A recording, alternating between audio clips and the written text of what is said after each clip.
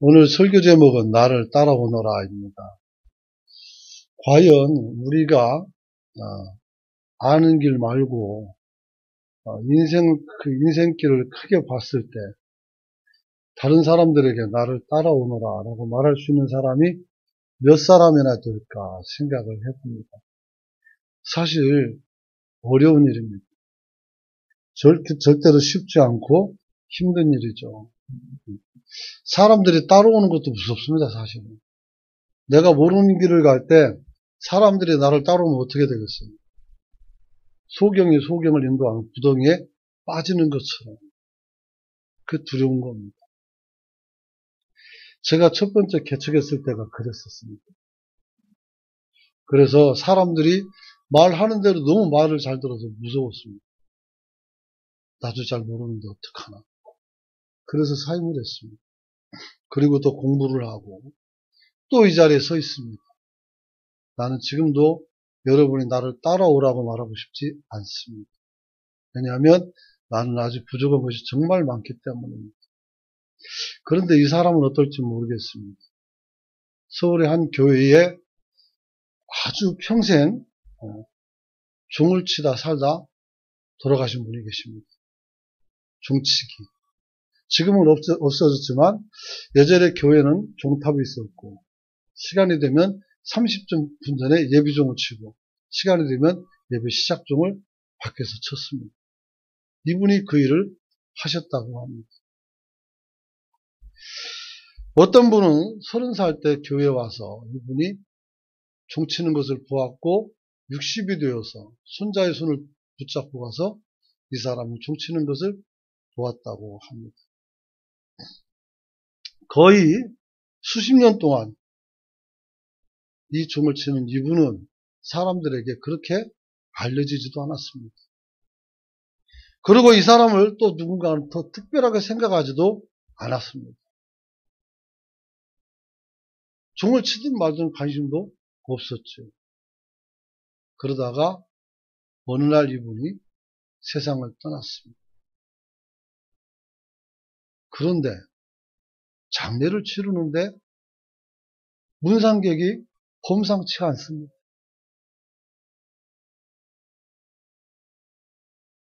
국가에서 내놓으라고 하는 사람들이 다 옵니다.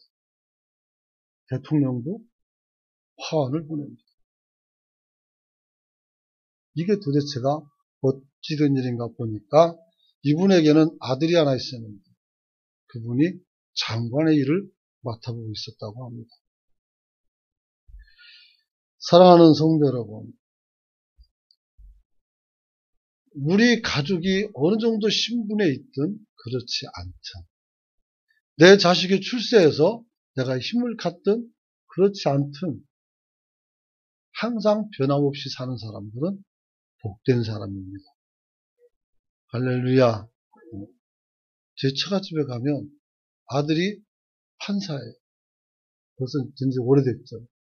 근데 그분은 자기 아들을 앞세워서 술 한잔 얻어먹지 않습니다. 도지사가 오고 그 다음에 군수가 오고 여러 사람들이 와서 이야기해도 아들을 팔아서 단 한 번도 즐거움을 누리지 않습니다. 즉 그분을 개별적으로도 합니다. 소개받아서. 그래서 이야기하면 참 대단한 어른입니다. 사랑하는 성도 여러분, 우리는 살면서 삶의 뜻을 세웁니다. 야, 나는 이렇게 살아야 되겠다. 신년돼 가지고 여러분들도 신앙에 관해서 여러 가지 뜻을 세운 줄로 압니다. 여러분. 그런데 그 뜻이 지금도 유지되는 사람이 있고 금방 접어서 잊어버린 사람도 있으며 도대체 우리가 무엇을 계획했는지도 전혀 관심이 없을 때도 있습니다.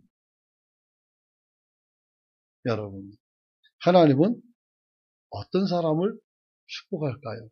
뜻을 세우고 잊어버린 사람과 뜻을 굳게 세워서 아직까지도 이루고자 하는 사람, 어떤 사람을 축복할까요? 여러분, 하나님은 조그만 일에도 성실한 자에게 반드시 축복의 문을 열어줄 줄 믿습니다. 세상 언어 중에 이런 말이 있습니다. 부분나무가 선산을 지킨다. 생긴 건 좀 못생겼지만, 쓸모없는 나무 같지만, 자기 조상의 묘수를 지키는 것처럼, 사람들 보기에는 우리가 번지르르 안 해도, 투박해 보여도, 언어도 어눌해 보여도, 꾸준히 자기 길을 가는 사람이 하나님 앞에 복을 받는 줄 믿습니다. 특히 성경에서 고린도전서 1장 27절에 보면 이런 말이 나와 있습니다. 하나님께서 세상에 미련한 것을 택하사 지혜 있는 자들을 부끄럽게 하시고 세상에 약한 것을 택하사 강한 것을 부끄럽게 한다. 그렇죠? 지혜 있으면 좋죠. 사람들에게 인정도 받고 사람들이 얼굴에 광채가 느껴질 만큼 존경도 받을 수 있겠죠. 여러분, 약한 것보다 강한 것이 훨씬 좋겠죠. 그러나 그 열악한 환경 속에서도 우리 하나님께서는 우리를 선택해서 이들을 부끄럽게 할 만큼 하나님께서는 연약한 자들을 세워서라도 하나님의 역사와 일을 이루시는 줄 믿으시기 바랍니다. 요즘 사람들이 인재를 찾습니다. 선거 때가 됐잖아요. 펜 찾아요. 이 사람 찾고 저 사람 찾고 누가 나를 이 나라의 통수권자로 세워줄 수 있을까? 그래서 어떤 사람은 몸값이 비싸요. 이 사람은 대통령을 몇 사람이나 만들어내니까. 그러나 그 사람이 대통령을 만드는 것이 아니라 하나님께서 주시는 줄 믿습니다. 그 시대의 지도자는 하나님이 그 시대에 주시는 겁니다. 여러분. 그러나 우매한 인간은 하나님이 아닌 사람을 의지하려고 하고 사람 손을 빌려서 어떻게 일을 보려고 하는 그런 모습이 있습니다. 그러다 보니까 나중에 어떻게 빚이 생깁니다. 그 빚 때문에 어떻게 돼요? 자기가 하고 싶은 것을 못하게 되는 거예요. 그러므로 주님께서는 뭐라고 말씀했습니까?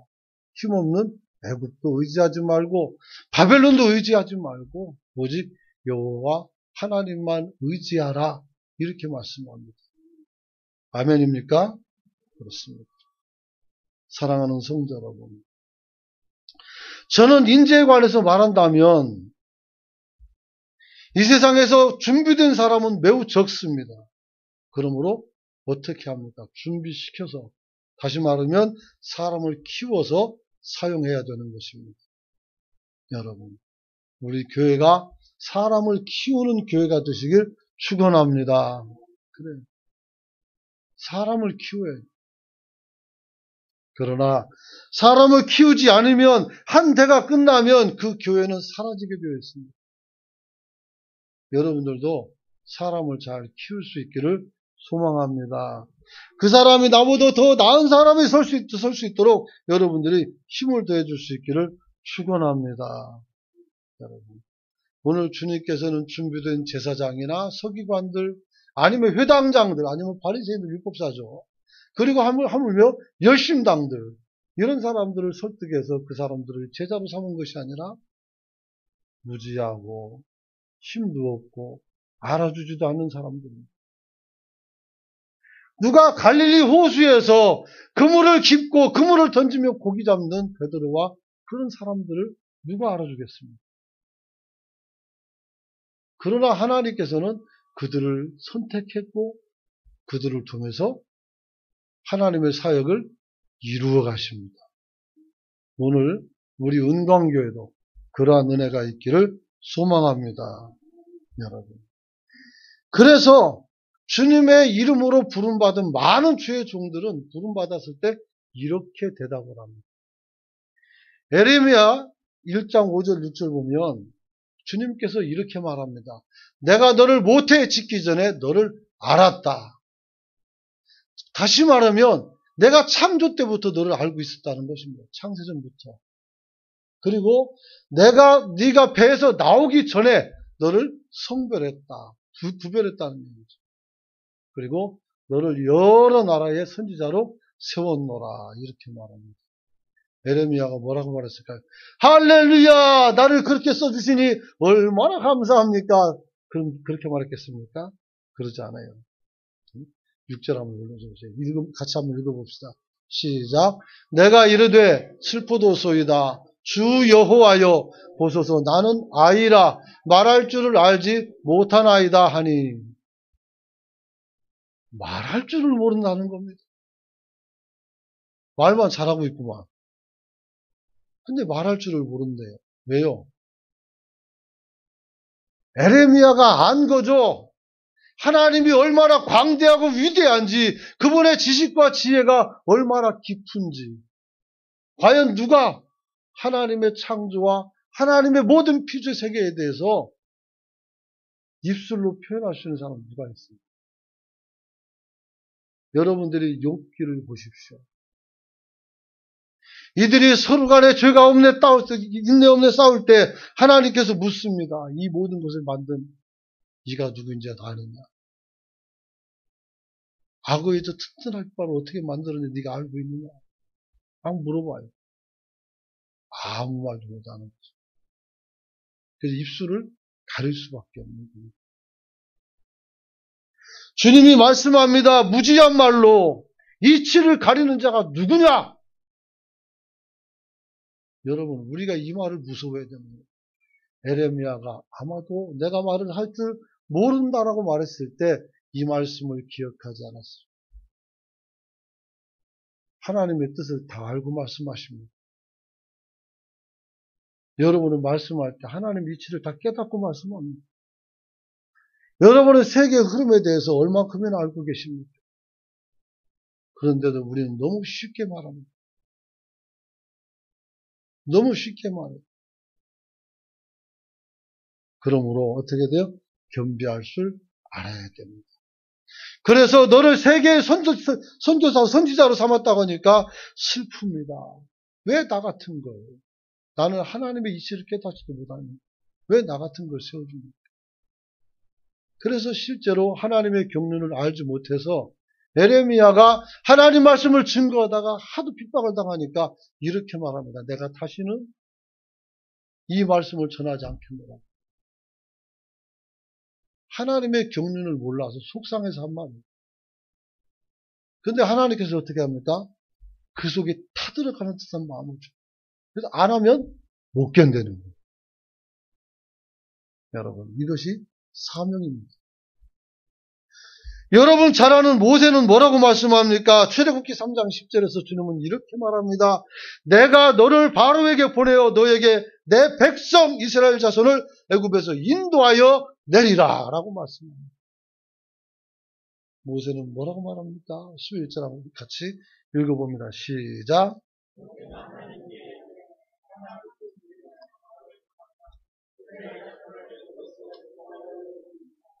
모세가 대답합니다. 내가 누구이기에 바로에게 갑니까?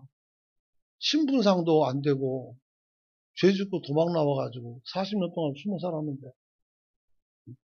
무슨 권한으로 무슨 권세로 갑니까? 내가 누구이기에 이스라엘 자손을 애굽에서 인도해 나겠습니까? 맞아 죽어는 가는 사람 하나 구했다고도 쫓겨난 사람인데. 여러분, 우리는 생각보다 무능합니다. 우리는 생각보다 어떻게 됩니까? 힘이 없습니다. 손톱 밑에 가시 하나만 박혀도 아파서 팔딱팔딱 뛰는 게 우리네 인생이에요. 나이가 먹든 안 먹든 그게 뭔 상관이에요? 여러분, 사람이 한평생 사는 것도 그렇습니다. 뭐 잘 산 것 같이 얘기하지만 돌이켜보면 인생은 땅 따먹기가 똑같아요. 어린 시절에 사각형 도형을 그려놓고 거기에다가 조그만 돌멩이를 튕겨가며 한 뼘 찢어가지고 막 자기 땅을 넓혀나갑니다. 아무리 넓으면 뭐합니까? 저녁 돼서 엄마가 부릅니다. 얘야 밥 먹으러 와라. 그러면 어떻게 돼요? 벌떡 일어서 손 털털 털고 다 극복하는 거예요. 그 땅 조금 더 빼앗기 위해서 얼마나 치열했습니까? 친구와 싸우고 밀치고 온갖 짓 다 했는데 어머니가 밥 먹으라고 부르니까 어떻게 돼요? 그냥 손 털고 가는 거예요. 우리 주님이 부르면 우리도 그렇게 가는 거 아니겠습니까? 여러분. 그런데 우리는 내가 누군지 아느냐? 우리 조상으로 말하면 하면서 시작합니다. 저도 그렇게 말할 조상이 있습니다. 조상의 역사도 알고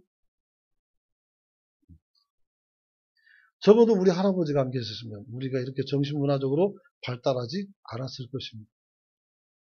왜냐하면 조선에 그때 성리학을 가지고 오신 분이 무탁이라는 어른이기 때문에 그렇습니다. 자랑할 수 있죠. 근데 그게 무슨 의미가 있냐는 거예요. 그게 모세가 하나님 앞에서 이스라엘 백성을 구하는 것과 무슨 상관이 있습니까? 아무 상관없습니다. 오늘 하나님께서는 4명의 제자를 부르시는 장면이 등장합니다. 이들이 뭐하고 있었습니까? 고기 잡고 있었습니다. 그물을 깃고 있었습니다. 여러분, 그들은 그렇게 세상 가운데서 유명한 석학이나 능력자도 아니었습니다. 그럼에도 하나님께서는 여러 지식인들을 놔두고 그들을 찾아가서 부르셨던 것입니다. 여러분, 사람은 저 사람이 어떤 자질을 가졌는가 하고 사람을 뽑습니다. 그러나 하나님께서는 자질을 보지 않습니다. 부르셔서 자질 있는 사람으로 바꾸어 주십니다. 할렐루야. 그러므로 우리가 비록 세상 가운데 천박한 삶을 살았다 할지라도 얼마든지 하나님 앞에서 역전될 수 있는 것은 하나님이 나와 함께 하시고 하나님이 나를 만들어 고쳐주시며 충분히 가능한 줄 믿으시기 바랍니다. 사랑하는 성도 여러분, 그러므로 우리의 현재 모습이 어떠하든지 우리의 시선은 나를 부르신 주님께 향할 수 있기를 축원합니다. 하나님은 여러분의 신분, 여러분의 능력, 여러분의 재력 아무 관심이 없습니다. 여러분, 하나님께서 진짜 관심을 두는 것은 여러분의 믿음입니다. 저 사람 속에 어떤 믿음이 있을까? 저 사람 속에 어떤 신앙이 있을까? 왜 그럴까요? 믿음을 가진 자는 모든 것을 할 수가 있습니다. 할렐루야. 바울이 그렇습니다. 이렇게 말합니다. 내게 능력 주시는 자 안에서 내가 모든 것을 할 수 있느니라. 할렐루야.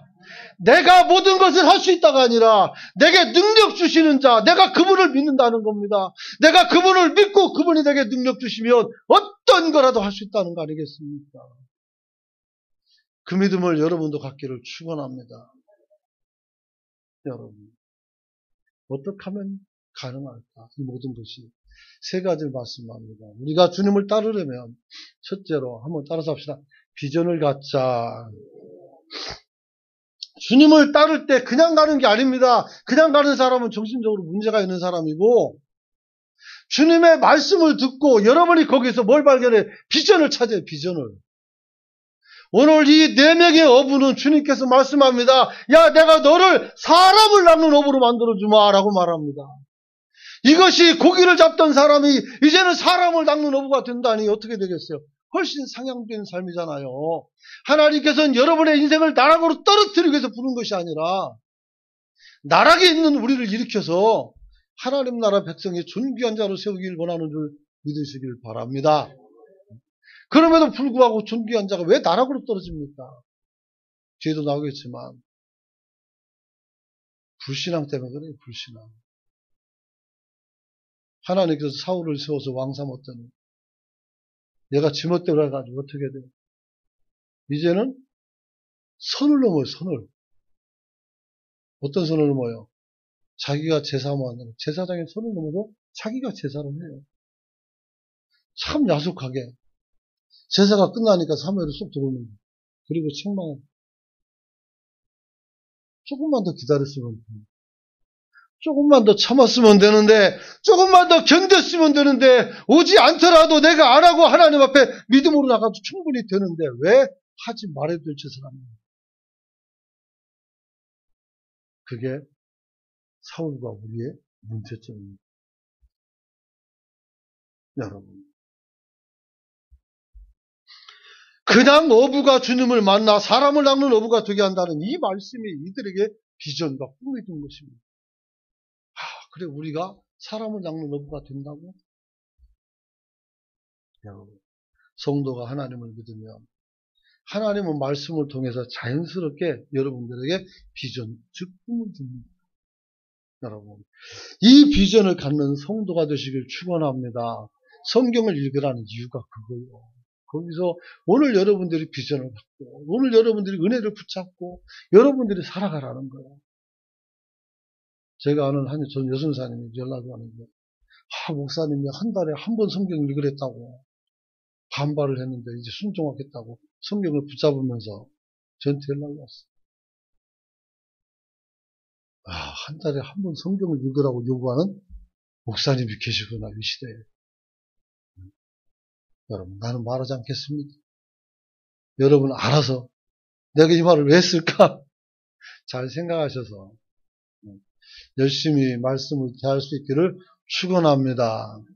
특이한 건 제가 거의 평생이죠. 9살 때 예수 만나가지고 지금까지 성경을 끼고 사는데 볼 때마다 새로워요. 볼 때마다. 또 어떻게 공부하면 더 새롭습니다. 여러분, 주님 앞에서 말씀을 가까이 하는 성도가 되시길 축원합니다. 그 말씀이 하나님께서 우리에게 감동과 은혜를 주시고 때로는 내가 무슨 일을 해야 되겠다는 것을 결심하게 하는데 그 결심이 비전이요 꿈인 줄로 믿으시기 바랍니다. 그런 거예요. 우리나라 사람들이 선교를 참 열심히 합니다. 선교사도 많이 가고 참 좋은 거예요. 전부 다 하나님 말씀을 듣는 거예요. 그래가지고 말씀을 통해서 여러분이 깨닫고 나서 어떻게 사람을 보낼까, 어떻게 선교할까. 그래 나는 못 가니까 돈이라도 주자. 성경 보는 게 아니겠습니까? 이런 열정이 곳곳에서 많이 나타날 수 있기를 축원합니다. 축원합니다. 여러분, 하나님께서는 우리가 아무렇게 사는 것을 원하지 않습니다. 감동과 은혜로 살아가는 성도가 되시길 축원합니다. 여기 계신 분 중에 의미 없는 사람은 하나도 없습니다. 우리가 대놓고 무시하거나 욕하거나 인격을 도말하는 그런 행동을 해서 될 사람도 하나도 없습니다.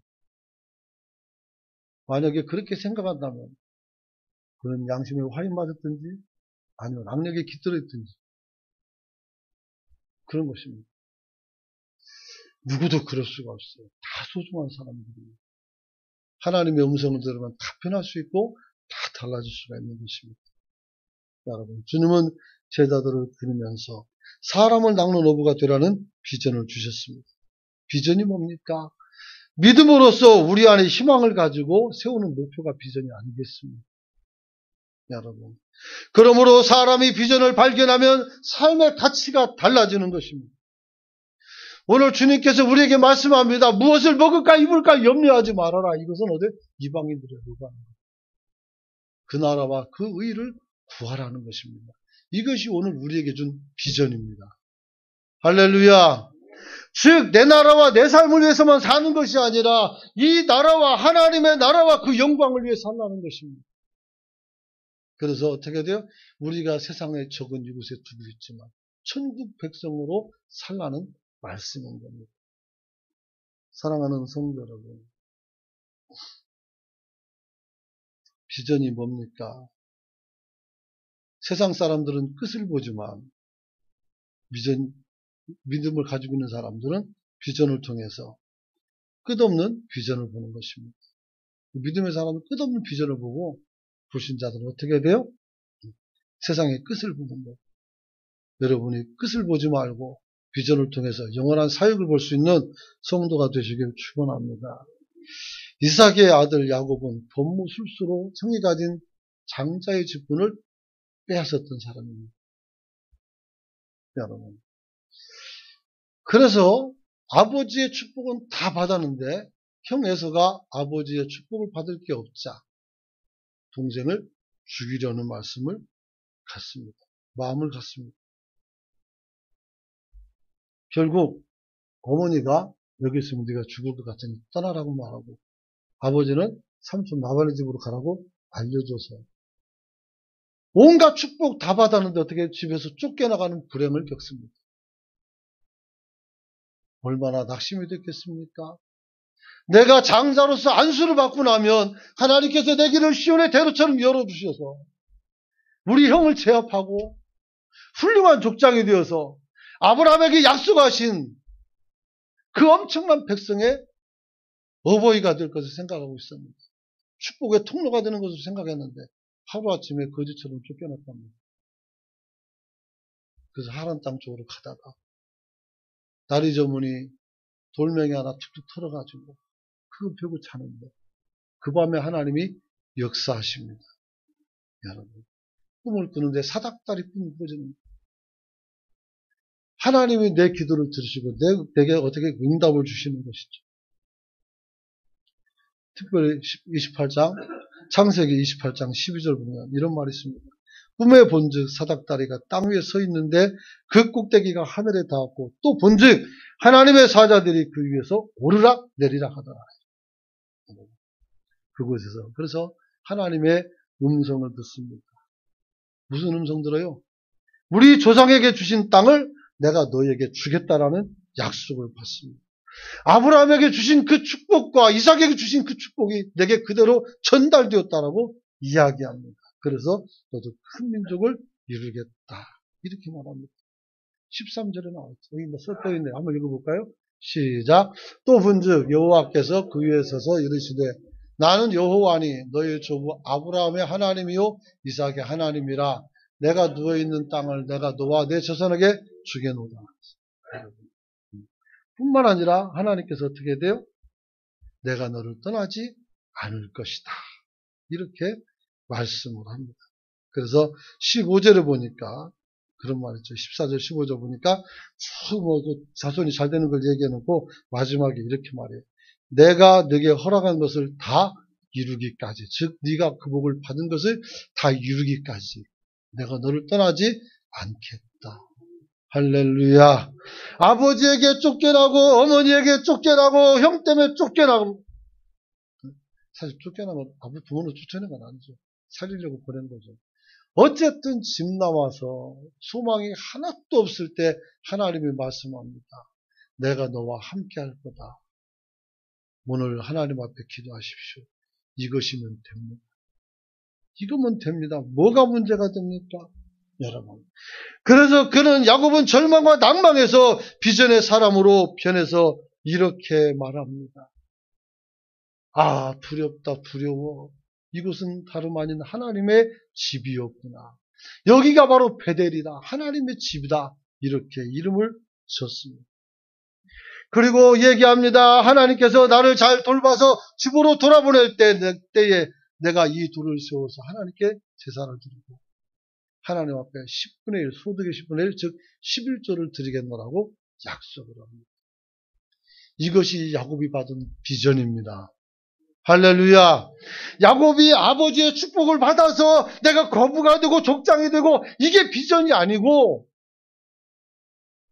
하나님이 나와 함께 하셔서 내 인생을 통해서 하나님이 내게 받은 그 복을 다 이루어주는 것, 이것이 하나님이 내게 주신 비전이요 꿈이 되고 희망이고 사명이 되는 줄 믿으시기 바랍니다. 여러분, 이것이 바로 우리가 교회를 다니면서 받을 수 있는 비전이고 우리가 변화될 수 있는 변화의 시작이며 하나님 백성으로서의 진실한 교제의 삶의 자리에 들어가는 것을 알아야 합니다. 주의해야 할 것은 비전과 욕심을 혼동해서는 안 됩니다. 내 욕심을 비전과 혼동하면 어떻게 돼요? 여러분들이 고생은 하지만 복을 받을 수는 없습니다. 두 번째로 우리가 주님을 따라가는 삶을 살려면 한번 따라서 합시다. 순종을 가지고 살아야 된다. 순종하는 마음으로 주님을 따라야 되는 겁니다. 20절에 보니까 곧 부르시되 그의 아버지 세베대를 풀들과 함께 버려두고 예수를 쫓습니다. 버려두고라는 말은 좀 그렇지만 내버린 게 아니고 그것에 그냥 두고, 그리고 어떻게 돼요? 자기는 하나님의 사역을 따라서 길을 떠나는 것을 의미합니다. 그래서 4명의 제자들은 한결같이 주님께서 나를 따라오너라 그러자 군말 없이 잘 따라갔던 겁니다. 여러분이 오늘 교회와 주의 나라에서 하나님이 여러분을 이끌 때 아멘하고 따라가는 성도가 되시길 축원합니다. 축원합니다. 때로는 그것이 내게 어려움이 된다 할지라도 우리는 가야 하는 것입니다.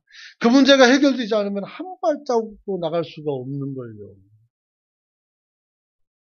여러분, 순종은 축복된 존재가 되기 위해서 가장 필요한 조건이 되는 것입니다.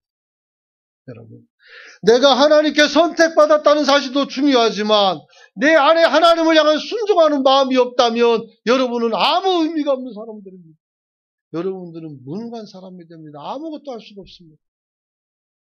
순종이 제사보다 낫다는 말씀을 꼭 기억하시길 축원합니다. 사무엘상 15장 22절 말씀입니다. 같이 한번 읽어봅니다. 시작. 사무엘이 이르되 여호와께서 번제와 다른 제사를 그의 목소리를 청종하는 것 좋아하심같이 좋아하시겠나이까. 순종이 제사보다 낫고 듣는 것이 수양의 기름보다 나으니. 주님께서는 순종의 최고라고 가르쳐주고 있습니다. 하루는 밀림에는 뱀 한 마리가 지나가는데 꼬랑지에서 소리가 들립니다. 뱀머리에게. 난 네 뱀 꼬랑지인데 네가 끌고 가는 대로 내가 온갖 것 다 다녔는데 너무 힘들다. 내 마음대로 좀 가면 안 되겠냐? 그렇게 말합니다. 그래서 머리가 소원을 들어줍니다. 그래, 네가 한번 끌고 가봐라. 뱀 꼬랑지가 막 끌고 갑니다. 되는 게 있어야죠. 아는 게 있어야죠. 아무 데나 막 가는 겁니다. 가시도 찔리고 돌에도 부딪히고 살 수가 없게 된 겁니다. 여러분, 결국 그 뱀은 온몸에 피투성이가 되었다고 말합니다. 꼬리는 반드시 머리를 따라가야 합니다. 우리의 머리는 예수 그리스도이십니다. 여러분 중에 예수님보다 높은 분이 계시다면 내가 따르겠습니다. 그렇지 않다면 주님의 말씀에 따르시길 축원합니다. 여러분, 주님이 머리요, 우리는 몸입니다. 지체라고 말하는 것입니다. 아무리 똑똑해도 우리가 주님을 따라갈 수가 없습니다.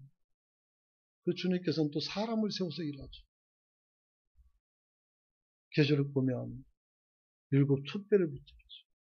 7 별이 있고, 촛대는 교회요, 별은 하나님의 사자라고 했어요. 여의도 순복음교회 목사가 그렇게 많지만 그 중에서 목사는 하나죠. 지금 누구더라? 이분 잊어버렸어요. 이용훈 목사님 맞습니다. 그분이죠. 하나님이 그 사람을 사용해서 그 교회를 움직이는 겁니다. 여러분, 오늘 우리가 주님 앞에 복된 삶을 살아가길 축원합니다. 그러려면 우리가 주의 종들의 권위를 인정해야 하는 것입니다. 오늘 교회는 장로님들이 계십니다. 목회자도 장로의 권위를 무시할 수 없습니다. 하물며 여러분들이 장로님들의 권위를 무시한다면 이는 큰 사고입니다.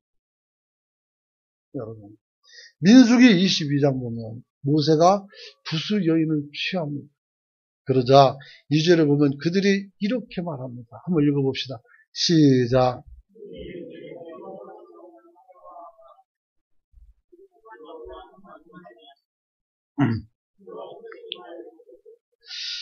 모세가 범죄하니까 미리암과 아론이 가장 측근이잖아요. 하나님이 모세에게만 말하냐? 우리한테도 말하지 않냐? 똑같은데, 에? 지가 뭔데 저렇게 막 잘못을 하고 뻔뻔스럽게 서 있는데 하면서 비난을 하는 거예요. 근데 그걸 주님이 들으셨던 거죠. 그래서 어떻게 합니까? 모세에 대해서 평가를 합니다. 모세는 지면에 누구보다도 온유하다. 그 온유함이 승하다고 했는데 가장 높다는 얘기예요. 여러분. 그러면서 오늘 미리암에게 문둥병이 들고 아론이 그것을 발견합니다. 그리고 더 무서운 것은 하나님께서 광야에서 구름과 불기둥으로 이스라엘을 인도하시는데 구름 기둥을 걷어가 버렸습니다. 은혜가 떠나간 거예요. 하나님이 떠나간 겁니다. 이게 하나님 임재의 상징입니다. 이 구름이 움직이면 법궤를 들고 따라가는 게 이 이스라엘 백성들의 밥 먹고 하는 일이었어요. 근데 그게 사라져버렸어요. 누구 때문에? 모세가 구수여인을 취했는데 그거를 지나냈어요. 하나님께서 모세를 들어서 이끌어가고 있는 겁니다. 이 세상에 그 어떤 인간이 하나님을 대면하고 살 수 있으며 그 누가 모세 같은 일을 할 수 있겠습니까? 잘못이 있을 수 있지만 우리가 없다는 게 아닙니다. 하나님이 그렇게 인정하고 가는 거라는. 그러므로 여러분들도 교회 지도자들에 관하여 존중심을 가지고 대할 수 있기를 축원합니다. 또 지도자들은 주님 앞에서 책임감을 가지고 살아야 돼요. 성도들이 잘못되면 다 내 탓입니다. 누구 탓이겠어요? 내 탓이죠.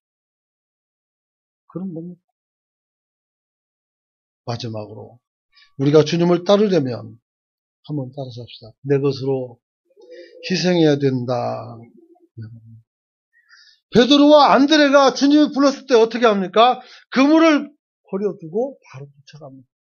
내가 가지고 있는 것을 내려놓고 가야 되는 거예요. 교회에 와가지고 돈 자랑하는 사람은 정말 멍청한 사람입니다. 그거 내려놓고 오셔야죠. 교회에 와가지고 권력을 자랑하면 그것도 밀어난 겁니다. 미국의 부시 대통령은 대통령 재임 기간에도 주일마다 주일학교 교사로 교회를 갔다는 이야기를 읽은 기억이 납니다. 진짜인지 아닌지 제가 보질 못했기 때문에 모르겠으나 아마도 그랬을 것 같아요. 그분의 신실함을 비견해서 보면. 그 급박한 선교 중에서도 주일이면 교회 가서 주일학교 교사 일을 했어요. 그분이 주일학교 교사하면서 야, 내가 대통령 후보야, 인마. 정신 차려. 내 말 똑바로 들어야 돼. 알겠어? 이렇게 말합니까? 안 그래요. 그냥 교사가 돼서 어린아이 하나하나를 영혼을 돌보면서 기도하고 그게 그 교사가 할 일 아니겠습니까? 교회는 세상의 교수를 가지고 오는 게 아닙니다. 그 아무것도 아는 것도 아니에요. 예전에 이명박 대통령께서 장로 시절에 광림교에서 맞습니까? 거기? 주차위원으로 일했답니다. 집사님 차 좀 빼주세요. 그 일을 했다는데 대통령 되기 전에. 그래도 큰 기업가잖아요. 사회 저명인상.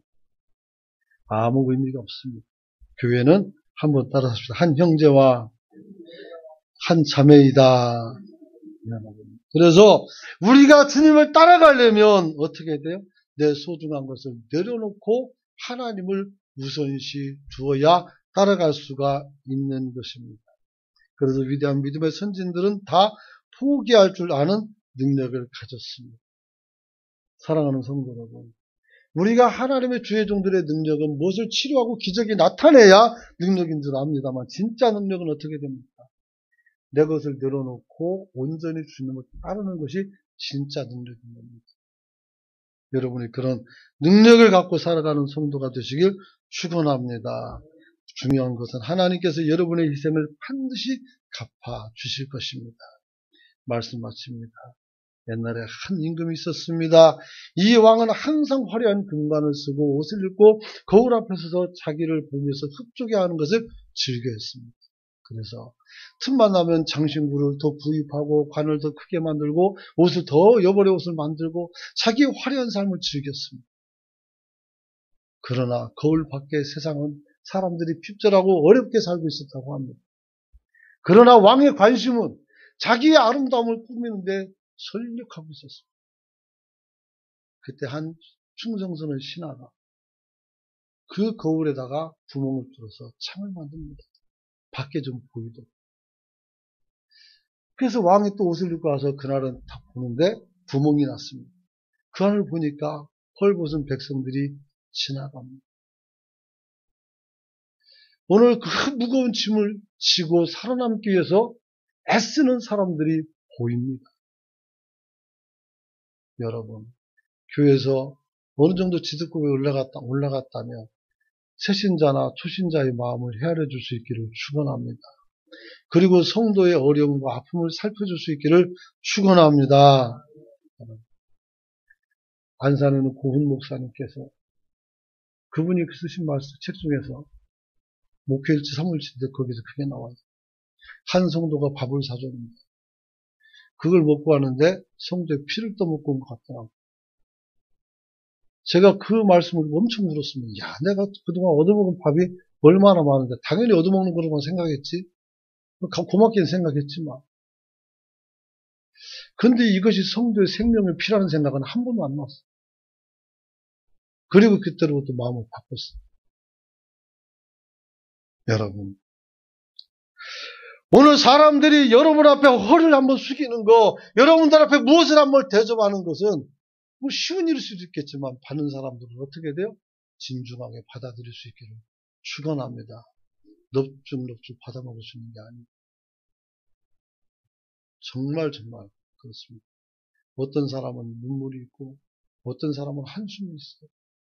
제가 지난번에 말씀드렸지만 할머니 한 분이 시청 앞에 있던 그 백두산인가 오리집에 있을 때 거기서 오리 고기를 사는데 이분은 한 번도 먹어본 적이 없었어요. 땅을 파가지고 투굴 같은 데 사는데 이 양반이 나한테 밥을 사주기 위해서 속에 꼬쟁이라고 해도 거기다 돈을 콕 싸는 거예요. 그 돈을 꺼내가서 계산하려면 눈물이 나서 밥이 안 넘어가요. 그런 밥을 먹고 나니까 쉽지 않아요. 여러분, 오늘 이 임금도 그 창을 통해서 굶주리며 지친 사람들을 보게 됐고 그가 화려한 옷을 벗어버리고 관도 벗어버리며 선정을 베풀었다는 얘기가 있습니다. 이제 우리도 눈을 떠야 합니다. 여러분을 가로막고 있는 것이 무엇인지 생각해야 됩니다. 구멍을 내든지 창을 내든지 부숴버리든지 여러분이 세상을 바로 바라봅니다. 하나님이 내게 주시는 말씀을 통해서 내가 지금 무슨 일을 해야 되는지를 깨닫고 힘있게 살아가는 선지자와 주의 종들이 되시기를 축복합니다. 축원합니다. 같이 한번 통성으로 기도합니다.